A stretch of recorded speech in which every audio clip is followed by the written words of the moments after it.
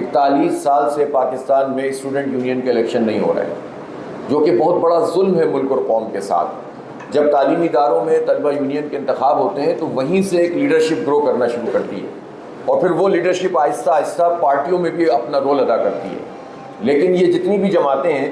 جو اقتدار میں آتی ہیں، یہ خود اپنے ہی اسٹوڈنٹ سے خوفزدہ ہوتے ہیں، اس لیے کہ وہیں سے ریئل جمہوریت جب سامنے آئے گی تو پھر خاندان کی جمہوریت کیسے چلے گی؟ پھر تو سوال کرنے کی عادت بچپن سے نوجوانوں میں پیدا ہوگی اور ان میں صلاحیت بھی ہوگی۔ وہ اپنے طالب علمی کے زمانے میں جب لیڈ کر رہے ہوتے ہیں تو پھر وہ باج گزار بن کر رہنا ان کے لیے مشکل ہوتا ہے۔ تو اس لیے یہ پارٹیاں پنپنے نہیں دیتی گراس روٹ لیول کی لیڈرشپ کو۔ اور ایک اور ٹیئر جو ڈیموکریسی میں بہت بنیادی کردار ادا کرتی ہے وہ لوکل باڈیز ہوتی ہیں، وہ بلدیاتی ادارے ہوتے ہیں، اور ان کے انتخابات اگر ہوں تو اس کے نتیجے میں بھی گراس روٹ لیول پر ایک لیڈرشپ ابھر کر سامنے آتی ہے۔ لیکن انفارچونیٹلی پاکستان میں یعنی آمریتوں میں تو لوکل باڈیز کے الیکشن ہوتے ہیں، لیکن جمہوریتوں میں یہ ان اداروں کے الیکشن نہیں کراتے، اور اگر انہیں سپریم کورٹ کے فیصلے کے تحت کرانا بھی پڑے تو ایک تو 4-5 دفعہ ڈیلے کرواتے ہیں۔ ابھی آپ دیکھیں پنجاب میں یہ ڈیو ہیں، 2015 میں آخری الیکشن ہوئے ہیں اور اس کے بعد سے لے کر آج 2025 آ گیا۔ اس دوران میں جتنی حکومتیں رہیں سب مالا جپتی رہتی ہیں، پتہ نہیں کیا کیا کہتی رہتی ہیں، ہم جمہوریت پسند ہیں اور عوام کا اقتدار چاہتے ہیں۔ مشکل آتی ہے تو عوام یاد آتے ہیں، لیکن جو عوام کی بنیادی مسائل ہوتے ہیں وہ تو گلی محلوں کی سطح پر ہوتے ہیں۔ تو ان لوکل باڈیز کو یا اس کو گورنمنٹ، پاکستان کے آئین میں تو اس کو گورنمنٹ کہا گیا ہے، لوکل گورنمنٹس، ان کو امپاور کرنا، ان کو فنڈز فراہم کرنا، ان کے انتخابات کروانا، تو گراس روٹ لیول پر لوگوں کو جو ہے وہ اس کے لیے تیار کرنا کہ وہ لوکل لیڈرشپ کو سنبھال سکیں۔ اس کام میں یہ ساری جمہوری جماعتیں ایک ہو جاتی ہیں اور جمہوریت کو پنپنے نہیں دیتی۔ اس لیے یہ بہت بڑا چیلنج ہے، اور میں سمجھتا ہوں کہ بار سے بھی اس کی آواز اٹھنی چاہیے کہ اسٹوڈنٹ یونین کے الیکشن بھی ہونے چاہیے اور مقامی حکومتوں کے الیکشن بھی ہونے چاہیے، بلکہ اب تو اس کے لیے جد و جہد ہونی چاہیے، اور جماعت اسلامی اس پر بات بھی کر رہی ہے، اور ہم پورے قومی ایجنڈے کے تحت یہ چاہتے ہیں کہ جس طرح وفاقی حکومت ہوتی ہے اور صوبائی حکومت ہوتی ہے، بالکل اسی طرح سے مقامی حکومت ہونی چاہیے۔ اس کو اپنا جو ایسا ادارہ نہیں بنانا چاہیے کہ جس کو صوبائی حکومتیں اپنی مرضی سے استعمال کریں، باقاعدہ ٹیئر آف گورنمنٹ ہونی چاہیے، اور آئین میں اس کا پورا ایک چیپٹر ہونا چاہیے۔ دنیا کی بڑی بڑی جمہوریتوں میں لوکل جو گورنمنٹس ہوتی ہیں ان میں باقاعدہ اختیارات ہوتے ہیں ان کے، لیکن یہاں اگر انہیں جو ہے وہ کروانا بھی پڑ جاتا ہے انتخاب تو یہ ان کو اختیارات نہیں دیتے۔ تو اس وقت صورتحال یہ ہے کہ پورے ملک میں یہ الیکشن نہیں ہوئے۔ خود ہم کراچی میں ہم نے 4 تحریکیں چلائیں الیکشن کروانے کے لیے لوکل باڈیز کے، تب جا کر آخری رات تک یہ تھا کہ یہ الیکشن پھر کینسل ہونے جا رہا ہے، لیکن ہم پیچھے لگے رہے، دھرنے دیتے رہے، احتجاج کرتے رہے، اور بالآخر مقامی جو ہے وہ بلدیاتی اداروں کے الیکشن ہوئے، اور اللہ کا شکر ہے اس میں وہاں جماعت اسلامی نے ایک بھرپور کامیابی حاصل کی۔ حالانکہ ملک میں بڑی تحریک چل رہی تھی، بہت اور چیزیں بھی چل رہی تھی، ایک ویو بھی چل رہی تھی، لیکن کراچی کے عوام نے جو ویسے ہی آپ جانتے ہیں، اور میں سمجھتا ہوں کہ آپ میں سے ایک بڑی تعداد وہ ہوگی جن کا کوئی نہ کوئی رابطہ کراچی سے ہوگا، اس لیے کہ وہ منی پاکستان ہے۔ میں تو بٹل بھی گیا تو وہاں بھی مجھے کراچی میں پڑے ہوئے لوگ مل گئے، اور اس کے بعد عباس پور، اور پھر اس کے بعد پونچھ کے جن علاقوں میں گئے سب جگہ لوگ کہتے تھے۔ تو اس کا مطلب یہ ہے کہ وہ اتنی امپورٹنٹ جگہ، لیکن وہاں کی مقامی حکومت، وہاں کے میئر کا راستہ روکا گیا اور ایک قبضہ میئر کو وہاں پر مسلط کر دیا گیا، اور اس کے نتیجے میں آج آپ جائیں کراچی میں آپ کو جو ہے تکلیف ہوگی کہ کیا حال اس شہر کا ان ظالموں نے کر دیا ہے۔ تو جب تک مقامی حکومتوں کے انتخابات نہیں ہوں گے اور ان کو اختیار نہیں دیا جائے گا، نہ جمہوریت پنپ سکتی ہے اور نہ لوگوں کے جو ایشوز ہیں وہ ریزالو ہو سکتے ہیں۔ بڑے بڑے پروجیکٹس اگر گورنمنٹ بنا بھی دیتی ہیں تو گلی محلوں کے بہت مسائل ہوتے ہیں جن کو حل ہونا چاہیے، اور پھر صرف گلی محلے کا مسئلہ نہیں ہوتا، مقامی حکومت کا مطلب یہ ہوتا ہے کہ وہ کسی بھی شہر میں، کسی بھی تحصیل میں اور کسی بھی ڈسٹرکٹ میں وہ تمام انتظام کریں کہ جو عوام کی سہولیات کے لیے ان کی یوٹیلیٹیز پوری ہوں، ان کو سہولیات فراہم کریں۔ جو دنیا میں جو بڑے ممالک ہیں، ترقی یافتہ ممالک ہیں، ان میں تو جو میئر ہوتا ہے، جو پولیس ہوتی ہے میئر کے ماتحت ہوتی ہے بہت ساری جگہوں پہ، پورا ٹرانسپورٹ کا نظام، پورا ایجوکیشن کا نظام، پورا ہیلتھ کا سسٹم جو مقامی حکومت ہوتی ہے اس کے تحت ہوتا ہے۔ تو اس لیے یہ بہت ضروری ہے کہ ڈیموکریسی کو ہر لیول پر اہمیت ملنی چاہیے، اور اس وقت جمہوریت یاد نہ آئے کہ جب جب نشانہ کوئی ایک پارٹی بنتی ہے کسی دھاندلی کا، بلکہ جب وہ اقتدار میں آئے تو اس کو یاد رہنا چاہیے کہ جمہوریت اقتدار والوں کے لیے بھی ہوتی ہے اور انہیں اس کے لیے کچھ کام کرنا چاہیے۔ تو بہت شکریہ آپ سب لوگوں کا کہ آپ نے زحمت دی۔ میں چند باتیں ضرور اس موقع پر کرنا چاہتا ہوں۔ پہلی بات تو یہی ہے کہ ہم ایک بڑی آزمائش سے گزرے پچھلے عرصے میں، اور ہمارے دشمن ملک نے ہم پر اٹیک کیا، اور اس نے وہی ہمیشہ سے جو ہے جو ان کا وتیرہ رہا ہے کہ سویلینز پر انہوں نے اٹیک کیا، مسجدوں کو انہوں نے نشانہ بنایا، اور ایک جھوٹ گڑا اس سے پہلے پہلگام کا، اور انہوں نے یہ کہا کہ جناب ہم پر جو دہشت گردی کا یہ حملہ ہوا ہے اس میں پاکستان ملوث ہے۔ بہرحال پاکستان کی حکومت نے یہ بالکل ٹھیک مطالبہ کیا کہ اگر ان کا یہ دعویٰ ہے تو وہ آپ کوئی نیوٹرل انکوائری کروائیں، انٹرنیشنل انکوائری کروائیں، اور ظاہر ہے کہ انڈیا اس سے مکر گیا، بھاگ گیا، اور آج تک کی تاریخ میں ان کی لوکل انکوائری کی رپورٹ بھی سامنے نہیں آئی، بجائے اس کے کہ وہ کسی انٹرنیشنل انکوائری کی طرف جاتے ہیں۔ اس کا مطلب یہ ہے کہ وہ فالس فلیگ آپریشن تھا، اور اس کو بنیاد بنا کر پاکستان کو بدنام کرنے کی ایک کوشش انہوں نے کی، اور وہ یہ سمجھ رہے تھے کہ جس طرح ماضی میں پاکستان بس اس میں دو چار بیان دے کے خاموش ہو جاتا تھا اور پاکستان پر دہشت گردی کا یہ لیبل مزید چسپاں ہوتا چلا جاتا تھا، تو اس مرتبہ بھی یہی ہوگا۔ لیکن اس مرتبہ بہرحال ہم نے ایک اچھی چیز دیکھی کہ پاکستان نے اپنے موقف کو ٹھیک طریقے سے پیش کیا، اور تمام سیاسی اختلافات کے باوجود پھر جب ہم نے اس طرح کی سچویشن دیکھی تو گورنمنٹ کو سپورٹ بھی کیا، اور یہ کہا کہ نہیں ٹھیک ہے، یہ مسئلہ ہماری سالمیت کا ہے، اس پر اگر آپ صحیح طریقے سے آگے بڑھیں گے تو ہم سپورٹ کرنے کے لیے تیار ہیں، اور جماعت اسلامی نے پہلے ہی دن اس پر سپورٹ کیا۔ اور پھر جب انڈیا نے اسٹرائک کیا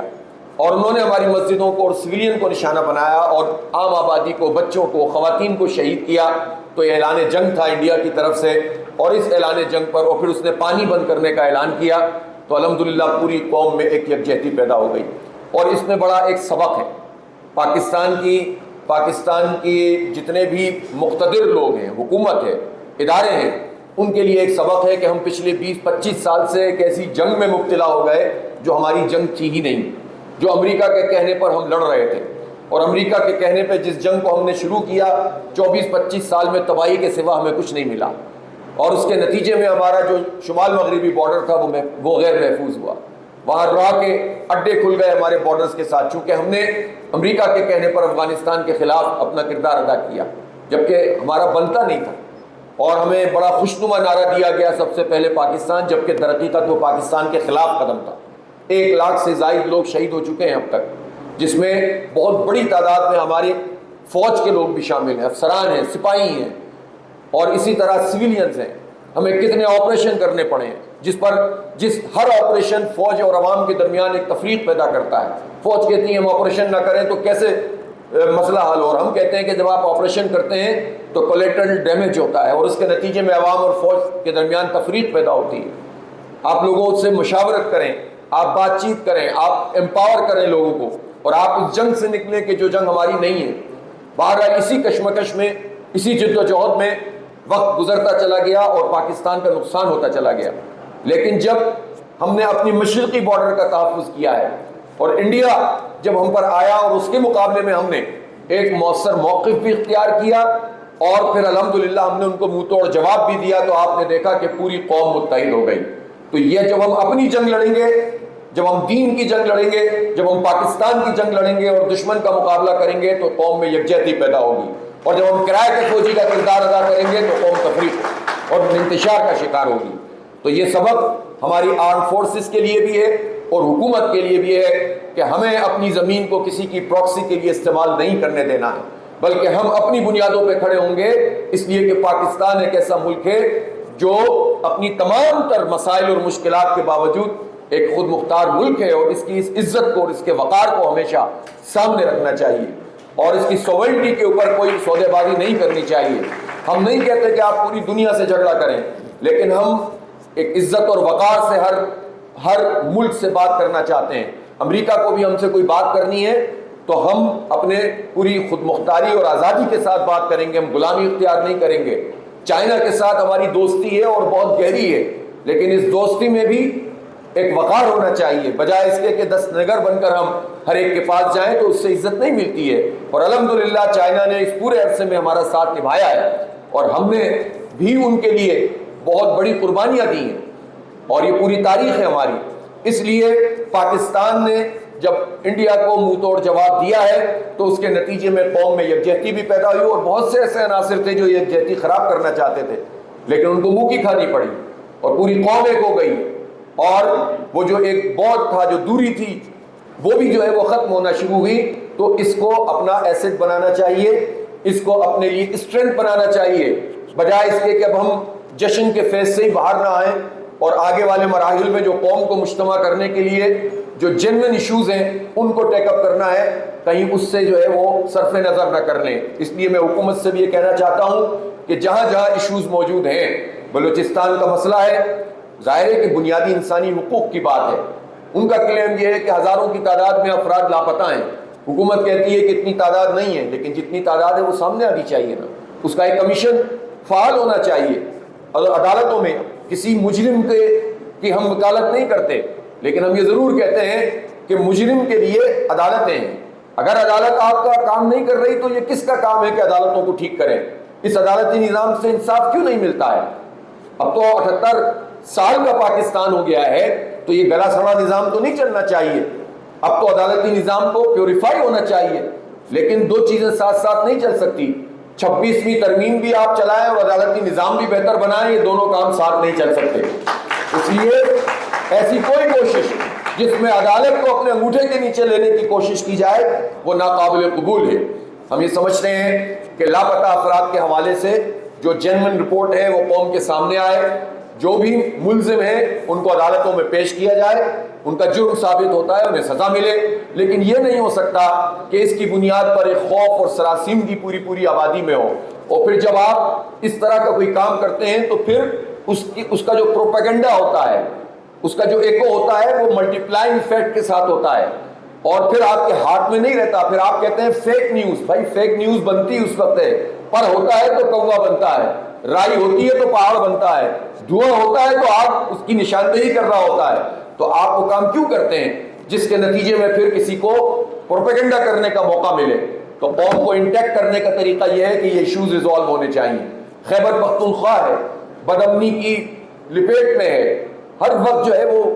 اس کا تھریٹ رہتا ہے کہ دہشت گرد حملہ کر دیں گے اور پھر اس کے جواب میں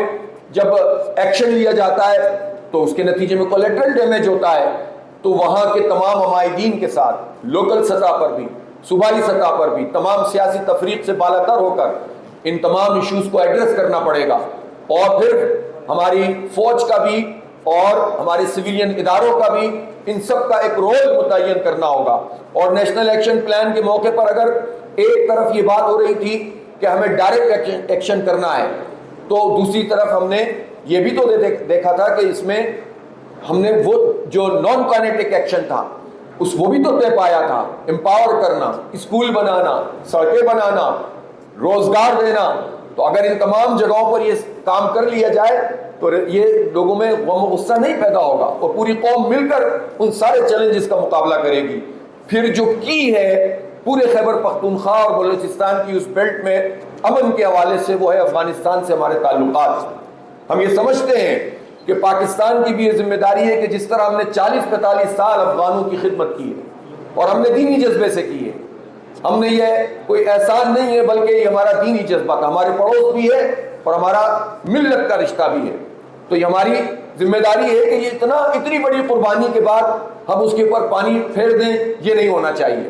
ہمیں انہیں عزت اور احترام بھی دینا چاہیے اور اگر ان کی واپسی کا جتنا بھی معاملہ ہے پورے عزت اور احترام کے ساتھ ہونا چاہیے. اور دوسری طرف ہم یہ بھی چاہتے ہیں کہ کوئی بھی ایسا معاملہ نہ پیش آئے جس سے پاکستان اور افغانستان آمنے سامنے آ کر کھڑے ہو جائیں, بلکہ اس میں مذاکرات کے ذریعے, بات چیت کے ذریعے معاملات کو آگے بڑھایا جائے. وہیں افغانستان کی حکومت کی بھی یہ ذمہ داری ہے, افغان طالبان کی بھی یہ ذمہ داری ہے کہ تمام تر ایشوز جو ماضی میں رہے اس سب کے باوجود جب بحیثیت مجموعی پاکستان افغانستان کے لیے عوامی سطح پر, حکومتی سطح پر اتنی بڑی قربانیاں دیتا رہا ہے تو افغانستان کی سرزمین بھی پاکستان میں دہشت گردی کے لیے استعمال نہیں ہونی چاہیے. اور یہ دونوں ملک جتنے آپس کے تعلقات کو بہتر بنائیں گے یہ ریجن میں بین الاقوامی طاقتوں کا جو مکروہ ایجنڈا ہے وہ ناکام ہوگا. ہم لڑیں گے تو سامراجی طاقتیں ہمیں استعمال کریں گی, اور ہم متحد ہوں گے تو انشاءاللہ وہ تقسیم ہو جائیں گی. انڈیا کی نظریں رہتی ہیں کہ وہ کسی طرح ہمیں آپس میں تقسیم کریں اور پھر کچھ ایسے گروپس کو سپورٹ کریں جس کے نتیجے میں وہ یہ کہہ سکے کہ پاکستان میں بھی حکومتوں کے خلاف اور ریاست کے خلاف لوگ موجود ہیں, تو ہم موقع کیوں فراہم کریں. جب ہم مضبوط ہوں گے اور متحد ہوں گے اور کی ایشوز کو ایڈریس کریں گے تو انشاءاللہ تعالی ہم کسی بھی قسم کی ایسی تحریک کو کچل دیں گے اور اس کے نتیجے میں ہم بیرونی سازشوں کو بھی ناکام کر دیں گے. تو افغانستان بہت اہم ایشو ہے, اور مجھے خوشی ہے کہ پچھلے دنوں جو اقدام ہوا ہے اور اس میں چائنا نے بھی اہم رول ادا کیا ہے. وزراء خارجہ کی میٹنگ بھی ہوئی ہیں, آگے کے کچھ منصوبے بھی طے ہوئے ہیں, اور ایک اچھا جیسچر ہے کہ باقاعدہ ایمبیسیڈر کا تعین کابل میں بھی ہوا ہے, اور یہاں اسلام آباد میں افغانستان کے ایمبیسیڈر بھی باقاعدہ بن گئے ہیں. تو یہ اچھی پیش رفت ہے, لیکن اسے اسٹرینتھن کرنے کی ضرورت ہے. میں اس موقع پر چونکہ آپ کا بالکل چولی دامن کا ساتھ ہے آزاد جموں و کشمیر سے, میں ضرور کہنا چاہتا ہوں کہ آزاد جموں و کشمیر کے بھی جو لوگ ہیں ان کے بھی جو ایشوز ہیں ان سے ہم جو ہے وہ نظر نہیں پھیر سکتے. پہاڑوں میں رہنے والے یہ لوگ ہیں, محنت مزدوری کرنے والے لوگ ہیں, اور بحیثیت مجموعی ہمیشہ اچھے اور پازیٹیو رول یہاں آزاد کشمیر کے لوگوں نے ادا کیا. اور ویسے بھی یہ تو بیس کیمپ ہے پوری کشمیر کے ہمارے جہاد کی اور تحریک کا. لہٰذا جتنے بھی جنرل ایشوز ہیں جو بجلی سے متعلق, پانی سے متعلق, نوکریوں سے متعلق, وہ ریزالو ہونے چاہیے اور عوام کو ریلیف ملنا چاہیے. لیکن میں آزاد جموں و کشمیر کے نوجوانوں سے خاص طور پر یہ کہنا چاہتا ہوں کہ آپ کا کردار بہت اہم ہے, اور وہ یہ ہے کہ آپ کو تو کشمیر کی مکمل آزادی کی تحریک کو لیڈ کرنا ہے. پورا پاکستان آپ کے ساتھ کھڑا ہوا ہے. اگر حکومتوں کے مداخلتوں کے نتیجے میں کچھ مسائل وہاں پیدا ہوتے ہیں تو اس کا مطلب یہ نہیں ہے کہ یہ غصہ پاکستان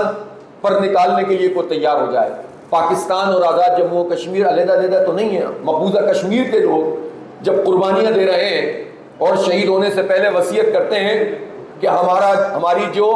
میت ہے وہ پاکستان کے پرچم میں لپیٹ کر دفن کی جائے, تو پھر آزاد جموں و کشمیر کا کیا معاملہ ہے؟ تو کشمیر اور پاکستان جدا جدا نہیں ہے. اور وہ سید علی گیلانی کی وہ تقریریں بھی یاد رکھیں اور وہ نعرے بھی یاد رکھیں کہ ہم پاکستانی ہیں اور پاکستان ہمارا ہے. تو ہم تو پاکستان کی طرف سے کشمیریوں کو یہ پیغام دیتے ہیں کہ تم پاکستانی ہو اور پاکستان تمہارا ہے. تو الحمدللہ ہمارا ایک محبت کا رشتہ ہے, تعلق کا رشتہ ہے, اور اس رشتے کو مزید طاقتور بننا چاہیے, اور واقعتاً اب کشمیر کی آزادی کی یہ تحریک آگے بڑھنی چاہیے. ہم حکومت سے خاص طور پر کہنا چاہتے ہیں, یہ جماعت اسلامی کا بھی موقف ہے اور پوری قوم کا موقف ہے, مجھے یقین ہے کہ یہ بار کا بھی موقف ہے کہ کشمیر کے بغیر کوئی بات چیت ہمیں قبول نہیں ہے. کشمیر ہمارا کوئی, اور کشمیر میں بھی جب امریکہ کہتا ہے کہ ہم ثالثی کرائیں گے,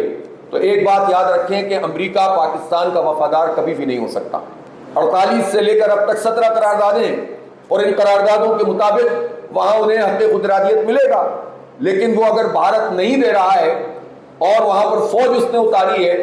تو پہلی بات یہ ہے کہ کشمیریوں کو یہ حق حاصل ہے اقوام متحدہ کے چارٹر کے مطابق کہ وہ نہ صرف سیاسی مزاحمت کر سکتے ہیں بلکہ انڈیجنس تحریک, وہ عام تحریک بھی اسلحے کے ساتھ بھی مزاحمت کر سکتے ہیں, چونکہ یہ چارٹر میں موجود ہے کہ اگر کسی جگہ پر کوئی آکوپائڈ فورسز موجود ہو تو آپ ویپن کے ذریعے ہتھیار اٹھا کر بھی مزاحمت کر سکتے ہیں. تو کشمیریوں کی یہ سیاسی اور یہ عسکری مزاحمت بھی لیجیٹیمیٹ ہے دنیا کے قانون کے مطابق, اور فلسطینیوں کی جو جد و جہد ہے جو وہ ہتھیار اٹھاتے ہیں وہ بھی لیجیٹیمیٹ ہے اقوام متحدہ کے چارٹر کے مطابق. لیکن اگر آپ اس حق سے وڈرا کر کے کوئی بات چیت کرنا چاہتے ہیں تو اس بات چیت کے کوئی معنی نہیں ہے. تو حق خود ارادیت ہے جو ملنا چاہیے, وہاں ریفرنڈم ہونا چاہیے, اس کے لیے اگر کوئی پیش رفت ہے تو مذاکرات ہو, ورنہ آلو پیاز پہ مذاکرات کیے تو کیا مذاکرات کیے. ہو سکتا ہے کچھ لوگوں کے مسائل ہوں کہ انہیں آلو پیاز کی اور لوہے کی اور اسٹیل کی سیاست کرنی ہو, لیکن یہ ذاتی اور خاندانی کاروبار پر قوموں کو اس طرح سے نہیں فروخت کیا جاتا. کشمیر کشمیر اور کشمیر صرف یہی ہے, اور جنرل ہمارا جو پوائنٹ آف ویو ہے پوری قوم کا جس پر اتفاق ہے, اور ہم یہ سمجھتے ہیں کہ کشمیر تکمیل پاکستان کا ایجنڈا ہے, ادھورا ایجنڈا ہے. اس لیے پوری قوم کو مجتمع ہو کر حکمرانوں پہ دباؤ ڈالنا چاہیے۔ مجھے خوشی ہے کہ پاکستان کی حکومت اور آرمی چیف کی طرف سے بھی یہ بات سامنے آئی ہے کہ ہم کشمیر سے پیچھے نہیں ہٹیں گے، لیکن ہم دیکھ رہے ہیں، اس لیے کہ ماضی میں ہمیں بہت دھوکے ملے ہیں۔ ہمیں تو ایسے آرمی چیف بھی ملے جنہوں نے کہا کہ ہمارے تو ٹینکوں میں پیٹرول نہیں ہے، اور بدقسمتی سے مجھے افسوس ہے، میں اس وقت کوئی سیاسی تفریق اس بار میں نہیں زیادہ پیدا کرنا چاہتا، آپ بھی مجتمع ہیں، لیکن سچی بات یہ ہے کہ جس طرح ہر حکومت کو ایکٹ کرنا چاہیے تھا بھارت کے مقابلے میں، وہ ایکٹ نہ اس حکومت نے کیا تھا، نہ پچھلی حکومت نے کیا تھا، نہ اس سے پچھلی حکومت نے۔ پہلی مرتبہ یہ ہوا ہے کہ جب ٹینک پہ کھڑے ہو کر آرمی چیف کھڑے ہوئے اور اعتماد دیا پوری فوج کو اور پوری قوم کو، تو پوری قوم پھر واضح اپنے لائن کے ساتھ کھڑی ہوئی ہے، اور اس سے اللہ تعالیٰ نے ہم میں ایک یکجہتی بھی پیدا کر دی۔ تو اس یکجہتی کے نتیجے میں ہمیں اب کشمیر کو حاصل کرنا چاہیے۔ ہم تاریخ کا ایک سبق ہمیں بہت اچھی طرح پتہ ہے، اس کو کوئی بھی نام دے۔ دیکھیں، یہ جو کشمیر کا پورا علاقہ ہم نے آزاد کروایا تھا، یہ سن 47 میں جب فوجیں انہوں نے داخل کر دی تھی 27 اکتوبر کو، تو مقامی لوگوں نے جہاد کیا، قبائل نے جہاد کیا، اور جو سابق فوجی تھے وہ گئے وہاں پر لڑے، اور ہم نے چند مہینوں میں یہ آزاد جموں و کشمیر، یہ کتنا 1000 کلومیٹر بنتا ہے، یہ ہم نے چند مہینوں میں حاصل کر لیا تھا۔ اسی طرح گلگت بلتستان،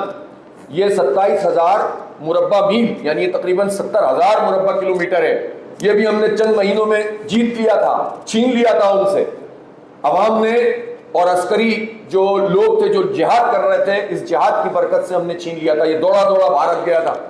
اقوام متحدہ میں، اور اس نے عالمی طاقتوں سے کہا کہ ہمیں بچاؤ، اور اس کی وجہ سے وہاں پر یہ قرارداد پاس ہوئی تھی کہ ہم نہیں گئے تھے وہاں، ہم تو سری نگر کے دروازے پر پہنچ گئے تھے۔ لیکن تاریخ کا سبق یہ ہے کہ 78 سال سے یہ مذاکرات، اس کے نتیجے میں کشمیر نہیں ملا۔ آدھا کشمیر بھی جہاد کے ذریعے ملا تھا۔ تاریخ کا سبق یہ ہے کہ پورا کشمیر بھی انشاءاللہ جہاد سے ہی حاصل ہوگا، لیکن اس کے لیے ہمیں اعتماد بھی پیدا کرنا ہوگا، اور ڈپلومیٹک محاذ پر بھی بہت بڑا کام کرنا ہوگا۔ اپنے جس طرح اس پوری جنگ میں بھارت ایکسپوز ہوا، بھارت سمجھتا تھا کہ پوری دنیا اس کے ساتھ کھڑی ہے، بھارت یہ سمجھتا تھا کہ اس کی ٹیکنالوجی، اس کو پوری دنیا جو ہے وہ کہتی ہے کہ جناب آپ ٹیکنالوجی میں آگے ہیں، آپ جو ہے وہ آئی ٹی میں بہت آگے چلے گئے ہیں، آپ کی بہت زبردست ڈیموکریسی ہے، جھوٹ بول کر اس نے اپنا امپریشن بنایا ہوا تھا۔ حالانکہ بھارت کیا ہے؟ بھارت میں 120 قسم کی آزادی کی تحریکیں ہیں۔ بھارت کی جو ریاستیں ہیں ان میں سے کم از کم 10-12 ریاستیں ایسی ہیں جہاں بہت واضح آزادی کی تحریکیں چل رہی ہیں، آسام ہو یا ناگالینڈ ہو، منی پور، اور اسی طرح سے ہماچل پردیش ہے، وہاں پر بھی یہ تحریک موجود ہے۔ خود بنگال میں ایک ریزنٹمنٹ موجود ہے، اور نکسل واڑی آپ نے تحریک کا نام سنا ہوگا، وہ موجود ہے۔ تو یہ تو ان کے لیے آسان نہیں ہے سسٹین کرنا۔ اور پھر ان کی جو 7 سسٹرز ہیں، جو ریاستیں کہلاتی ہیں، وہ بھی اس طرح سے ہیں کہ وہ کسی وقت بھی ایک بڑی تحریک لاوا پک سکتا ہے، اور اس کے نتیجے میں جو ہے وہ انڈیا کے لیے آسان نہیں ہے کہ وہ سسٹین کر سکے۔ تو بھارت تو کمزور وکٹ پہ کھڑا۔ پھر بھارت میں چند لوگ ہیں، چند فیصد، 5% بھی نہیں ہے، ایک سامراجی ذہن ہے ہندوتوا کا، جو برہمن سامراج ہے، ودن ہندوازم۔ انہوں نے جو ذات پات کی تفریق ہے اور دلتوں کے ساتھ جو وہ سلوک کرتے ہیں، اگر پاکستان اس کو پوری دنیا کے سامنے لے کر آئے تو انڈیا تو اس معاملے میں انتہائی کمزور ہے۔ وہاں دلت محفوظ نہیں ہے، وہاں سکھ محفوظ نہیں ہے، وہاں مسیحی محفوظ نہیں ہے، وہاں مسلمانوں کے خلاف کتنا زبردست انہوں نے ماحول بنایا ہوا ہے۔ تو ہندوتوا کا یہ جو ایجنڈا ہے یہ پرتشدد ایجنڈا ہے، اور مودی تو یہ کر چکا ہے۔ وہ تو گجرات کا قصاب ہے جو کہ اس نے یہ سارا کام کیا ہے۔ اس کے باوجود پاکستان کی کمزور پالیسیوں کے نتیجے میں، پاکستان کے حکمرانوں کی کمزور پالیسیوں کے نتیجے میں انڈیا پاکستان کے خلاف ہرزہ سرائی کرتا تھا اور ہم پر الزامات لگاتا تھا۔ وہ دہشت گردی کر رہا ہے بلوچستان میں، اور آج سے نہیں کر رہا، وہ دہشت گردی کرتا ہے خیبر پختونخوا میں، وہ دہشت گردی کرتا ہے اور یہاں لوگوں کو استعمال کر کے کاروائیاں کرتا ہے، لیکن ہم اس پر بات نہیں کر رہے تھے، جبکہ ایک جھوٹی باتیں بنا کر اس نے ہمارے خلاف پروپیگنڈا کیا۔ 1995 میں اس نے اتنا بڑا جھوٹ بولا کہ سیاحوں کو اغوا کیا گیا ہے، اور الفاران نامی ایک تنظیم کریٹ کر دی۔ وہ کب بنی، کب ختم ہوئی، کسی کو نہیں پتا۔ ایک دفعہ بل کلنٹن دورہ کر رہا تھا انڈیا کا، تو اس نے اس وقت سکھوں کو اور 30 سکھوں کو مار ڈالا اور یہ کہا کہ دیکھو یہ پاکستان کی طرف سے، ہم پاکستان سکھوں کو کیوں مارے گا بھائی؟ پاکستان تو ظاہر ہے کہ ان کی جو سکھوں کی آزادی کی تحریک ہے ہم اس کو سپورٹ کرتے ہیں، اس لیے کہ وہاں ظلم ہو رہا ہے ان کے خلاف بہت بڑا۔ تو یہ پروپیگنڈا ہم بہت زبردست اس کا جواب دے سکتے تھے، لیکن ہم ڈیفینسو شیل میں چلے گئے اور اس سے ہمیں نقصان ہوا۔ اب موقع ہے کہ ہم بھارت کو بے نقاب کریں، اور بڑی حد تک اس کے اپنے عمل کے نتیجے میں وہ ہو گیا۔ وہ سمجھ رہا تھا کہ ہم اسٹرائک کر کے، پچھلی والی سلسلہ چل رہا ہے، وہ قوم کہے گی کہ بس ٹھیک ہے آ گیا ایک بندہ پکڑا گیا واپس کر دو، بڑا اچھا جیسچر چلا جائے گا۔ یہ نہیں ہوگا۔ الحمدللہ جب ہم نے ان کو جواب دیا ہے، ان کے طیارے گرائے ہیں، تو ان کا تکبر اور غرور سب خاک میں مل گیا الحمدللہ، اور پوری دنیا میں منہ چھپاتے پھر رہے ہیں وہ۔ اب فرانس کہہ رہا ہے کہ ہمیں انسپیکشن کرنے دو کہ 3 گریں کہ 4 گریں 5 گریں یا 6 گریں، لیکن وہ اپنے فلیٹ کا انسپیکشن بھی نہیں کرنے دے رہے ہیں۔ تو اس کا مطلب یہ ہے کہ دال میں کچھ کالا نہیں بلکہ ہو سکتا دال ہی پوری کالی ہو۔ تو اس لیے ہم یہ سمجھتے ہیں کہ یہ پاکستان کو بہت بڑی، پھر انہوں نے ڈرون بھیجے، لیکن ان ڈرونز کا پاکستانی قوم نے جس طرح استقبال کیا اور ہمارے لوگوں نے جس طرح ان کو ناکام کیا اور ان کے سسٹم کو جام کیا اور اپنی مرضی سے کم خرچ میں ان کو نیوٹرلائز بھی کیا اور گرایا بھی 80 کی تعداد میں تقریباً، یہ بہت بڑی کامیابی تھی ہماری پوری تمام جو ہے وہ فوج کی اور ہمارے ان لوگوں کی جنہوں نے اس پورے سسٹم پر اپنی دست۔ پھر ہم نے سائبر اٹیک کیا انڈیا پر، جس کا وہ سب سے بڑا چیمپئن تھا کہ ہم تو یہ جو دنیا ہے ٹیکنالوجی کی، سائبر ٹیکنالوجی، اس میں تو ہم بہت آگے ہیں، اور اتنا برا حال کر دیا تھا کہ پاکستان مزید بھی ان کو تباہ کر سکتا تھا، لیکن کسی وجہ سے یہاں سے وہ کارروائی مزید نہیں ہوئی، لیکن معطل کر دیا انڈیا کو۔ پھر اسی طرح جب ہم نے 10 مئی کو اسٹرائک کی ہے تو پھر تو انڈیا میں کوہرام مچ گیا ہے، اور پوری دنیا میں سوائے اسرائیل کے، یعنی صرف اسرائیل تھا جو اس کے ساتھ کھڑا ہوا ہے، اور اس سے بھی یہ بات سمجھ میں آ جانی چاہیے کہ اسرائیل اور بھارت کا یہ گٹھ جوڑ ہے۔ پہلگام واقعے کے فوراً بعد اسرائیل کا ایک وفد بھارت آیا۔ یہ جو غزہ میں لڑائی ہو رہی ہے اس میں بھی بھارتی فوجی جاتے ہیں، اور یہ دونوں ملے ہوئے ہیں، یہ دونوں خون خوار ہیں، ان دونوں کا طرز عمل یہی ہے، وہ اکھنڈ بھارت، وہ گریٹر اسرائیل۔ یہ کشمیریوں کے مکانات پہ قبضہ کر رہے ہیں، وہ فلسطینیوں کے مکانات پہ قبضہ کر رہے ہیں۔ یہ یہاں ہمارے بچوں کو شہید کرتے ہیں اور پیلٹ گنوں سے فائرنگ کرتے ہیں، اور وہ وہاں ہمارے بچوں کو شہید کرتے ہیں۔ تو یہ دونوں اسی طرح سے سامراجی ذہنیت رکھتے ہیں اور نسل کشی میں یہ ملوث ہیں۔ اس لیے بھارت کے خلاف الحمدللہ پوری دنیا میں چیزیں سامنے آ رہی ہیں۔ ہمیں بھارت کو بھی بے نقاب کرنا ہوگا اور پاکستان کا جو وقار بنا ہے اس کو مینٹین کرنا ہوگا، اور اس میں بہت ضروری ہے کہ ہم اپنی جو لوکل ایشوز ہیں ان کو ایڈریس کریں۔ میں اس سے پہلے کہ غزہ کی بات کروں یہ ضرور کہنا چاہتا ہوں کہ اس کا بجٹ آ رہا ہے، اور اعداد و شمار کا جو حساب حکومت نے بنا کر پاکستان کی قوم کو یہ سمجھایا ہوا تھا کہ ہماری معیشت بہت آگے جا رہی ہے، تو پچھلے 5 مہینے میں پتہ چل گیا کہ نہیں، وہ اعداد و شمار کا گورکھ دھندا ہوتا ہے۔ ایک مرتبہ پھر انفلیشن بڑھ گیا ہے،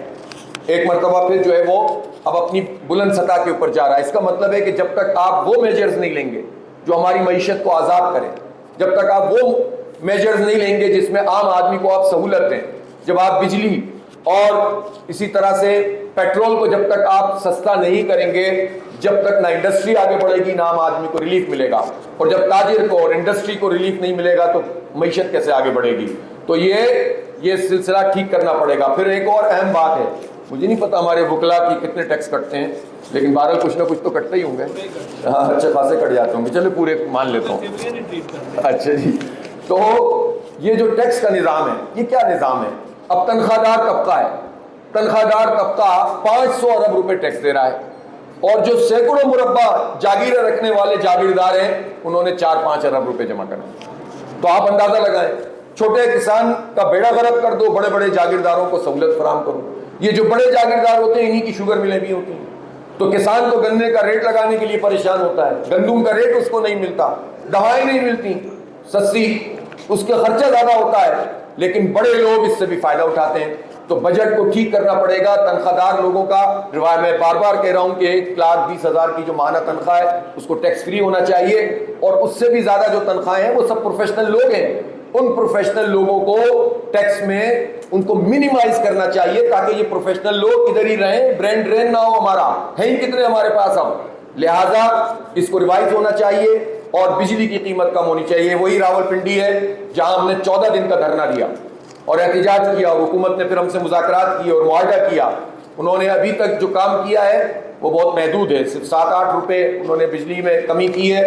اور وہ بھی تلوار لٹکی رہتی ہے۔ ہم یہ سمجھتے ہیں کہ ابھی تو 29 IPP سے بات ہوئی ہے، 100 سے زیادہ ہیں، اور یہ جتنے ٹیکسز ہیں بجلی کے بل میں لگ کر آتے ہیں وہ سب ختم ہونے چاہیے۔ یہ ٹیکس در ٹیکس اور فردر ٹیکس اور ادر ٹیکس اور سیلز ٹیکس اور انکم ٹیکس اور فلاں جتنے بھی لگے ہوئے ہیں یہ ختم ہو جائے، اور جو اوور آل لاگت ہے پوری بجلی کی، جس میں تھرمل بھی شامل ہے، جس میں ہائیڈل بھی شامل ہے اور نیوکلیئر بھی شامل ہے، ونڈ بھی شامل ہے، ان سب کو ملائیں اور اس کا جو اوسط بنتا ہے، پھر آپ کو تھرمل کی ضرورت ہی نہیں پڑے گی، آپ کا امپورٹ بل ہی نہیں بنے گا، اس لیے کہ بجلی ایکسس ہے ہمارے پاس اور بجلی زیادہ موجود ہے، کنزمپشن اتنی نہیں ہے، تو پھر ہم یہ کام کر سکتے ہیں کہ جس کے نتیجے میں اپنی بجلی کو منیمائز کر دیں، اس سے انڈسٹری کو فائدہ ہوگا، عام لوگوں کو سہولت ملے گی تو معیشت ٹھیک ہوگی۔ اسی طرح جو بجلی ہمارے پاس زیادہ موجود ہے، جس کی کیپیسٹی پیمنٹ ہم IPPs کو دے رہے ہیں، جو بجلی خرچ نہیں ہوتی، جو بنتی بھی نہیں ہے، اس کے پیسے بھی ہم بلوں میں لگا کے دے دیتے ہیں، ہزاروں ارب روپے ہیں۔ تو آپ یہ بتائیے کہ اگر اس بجلی کو بڑے بڑے ڈیٹا سینٹرز بنائے جائیں، یہ ڈیٹا سینٹر ابھی جو ٹرمپ گیا ہے اس نے معاہدے کیے ہیں مڈل ایسٹ میں، ان مڈل ایسٹ میں وہ معاہدے شامل ہیں جو گیگا واٹ کے مطابق انہوں نے پاور اسٹیشنز بنا رہے ہیں، اور اس لیے بنا رہے ہیں کہ انہیں ڈیٹا سینٹرز کے لیے، AI کا زمانہ ہے، یہ جو ٹیکنیکل لوگ ہیں اس بات کو جانتے ہیں، تو اس کے لیے انہیں جو بڑے بڑے ڈیٹا سینٹر چاہیے، سپر کمپیوٹرز کو چلانا ہے، اس کے لیے انہیں اتنی پاور چاہیے۔ اس کے معاہدے کیے ہیں انہوں نے سینکڑوں بلین ڈالر کے، بھتہ وصول کر کے گیا ہے ٹرمپ عرب حکمرانوں سے، اور اس طرح وہ آگے دیکھ رہے ہیں۔ ہمارے پاس بجلی اضافی موجود ہے تو ہم چھوٹے ڈیٹا سینٹر بھی بنا لیں، اس سے ان کے مقابلے میں بہت چھوٹے، تو ہم اس فیلڈ میں بھی آگے بڑھ جائیں گے، نوجوانوں کی کنزمپشن بھی ہوگی، ٹیکنالوجی میں بھی ایڈوانس کریں گے، اور اس کے نتیجے میں ہمارا یہ ایشو بھی ریزالو ہوگا۔ تو جنون گراؤنڈ پر جب آپ آگے بڑھیں گے تو معیشت ٹھیک ہوگی۔ سود کو یہ حرام ہے اللہ کی طرف سے، اسے ختم ہونا چاہیے۔ اب تو آئین میں بھی یہ بات موجود ہے، تو جب یہ ختم ہونا چاہیے تو اس کے لیے کیا اقدامات ہو رہے ہیں؟ اب یہ 11% کا سود ہے، آپ کو 2 سال میں 31 دسمبر 2027 تک سود کو زیرو کرنا ہے، تو آپ کیجئے اس سال میں 5-6% کم، آپ کے 2000 ارب روپے بچ جائیں گے جو آپ سود کی مد میں لوکل ڈیٹ کو ادا کرنے کے لیے کرتے ہیں، صرف سود ادا کرتے ہیں، قرضے ادا نہیں ہوتے، قرضوں کا سود ادا ہوتا ہے، ہمارے بجلی کے بلوں سے نچوڑتے ہیں اور سود کو ادا کرتے ہیں۔ تو ایک سود تو وہ ہے جو آپ 2000 ارب روپے بچا سکتے ہیں اس پورے کام سے، اگر صرف 5 سے 6% آپ اس سال اور اگلے سال پھر ختم کر دیں۔ تو میں بہت زیادہ تفصیل میں نہیں جانا چاہتا، یہ بجٹ عوامی بجٹ ہونا چاہیے، لوگوں کو ریلیف دینے کا بجٹ ہونا چاہیے، اور ہم اسی بجٹ کی ایسا نہیں ہے ہم کوئی اضافی چیز کی بات کر رہے ہیں، یہ وہ چیزیں ہیں جو ہم ابھی کر سکتے ہیں اور یہ مسئلے حل ہو سکتے ہیں ہمارے، تو اس کا پہرا بھی دینا پڑے گا، اس کے لیے جدوجہد بھی کرنی پڑے گی۔ میں غزہ کے حوالے سے بات کر کے اپنی بات کو ختم کرنے کی طرف جاؤں گا۔ اس وقت جو صورتحال فلسطین میں ہے وہ بہت بھیانک ہے۔ ہم قانونی طور پر بھی میں آپ کو سجیسٹ کرنا چاہتا ہوں کہ ہر بار انٹرنیشنلی اقوام متحدہ، اگرچہ کہ اقوام متحدہ یہ ارغمال ادارہ ہے، یہ جینوئن ایشوز ایڈریس نہیں کرتی، لیکن پھر بھی آپ کو ایک موقف تو بیان کرنا ہوتا ہے، تو ہمیں جنرل سیکرٹری کو اور سب لوگوں کو، اداروں کو، ہیومن رائٹس کی تنظیموں کو مسلسل لکھنا چاہیے اور بعض کی طرف سے لکھنا چاہیے اور انڈیویجولی لکھنا چاہیے، تو اس سے ہم اپنے حصے کا تو کم از کم کام کریں۔ اللہ کے سامنے یا رسول اللہ صلی اللہ علیہ وسلم کے سامنے ہمارا جب سامنا ہوگا تو ہم کہہ تو سکیں کہ یا رسول اللہ ہم کچھ کر نہیں سکتے تھے آپ کی امت کے لیے، ہم لکھ سکتے تھے، ہم نے لکھا، ہم سڑک پہ آ سکتے تھے، ہم آئے، ہم بائیکاٹ کر سکتے تھے، ہم نے کیا، ہم آواز اٹھا سکتے تھے، ہم نے اٹھائی، ہم حکمرانوں کے اوپر دباؤ ڈال سکتے تھے، ہم نے کہ ہم یہ تو کر سکتے ہیں، تو یہ کیجئے اور اللہ کے لیے کیجئے، نبی پاک صلی اللہ علیہ وسلم کی امت کے لیے کیجئے، تو اللہ تعالیٰ آپ کو بھی سرخرو کرے گا انشاءاللہ۔ تو یہ ساری چیزیں ہیں جس پر ہم بات کرنا چاہتے تھے، بہت سارے ایشوز ہیں جس پر مزید گفتگو ہو سکتی ہے۔ بہرحال ملک میں آئین اور قانون کی بالادستی ہونی چاہیے، جو جیتے اسے جیتنے دو، جو ہار جائے اسے ہارنے دو۔ یہ جو رکاوٹیں ہیں اور یہ فارم 47 کی کاریگری ہے، یہ قوم میں تقسیم پیدا کرتی ہے، اس کے نتیجے میں کبھی بھی قوم آگے نہیں بڑھ سکے گی، آج نہیں تو کل، کل نہیں تو پرسوں، یہ سبق سب کو سیکھنا پڑے گا۔ اور اگر نہیں سیکھو تو سب کو مل کر سکھانا پڑے گا.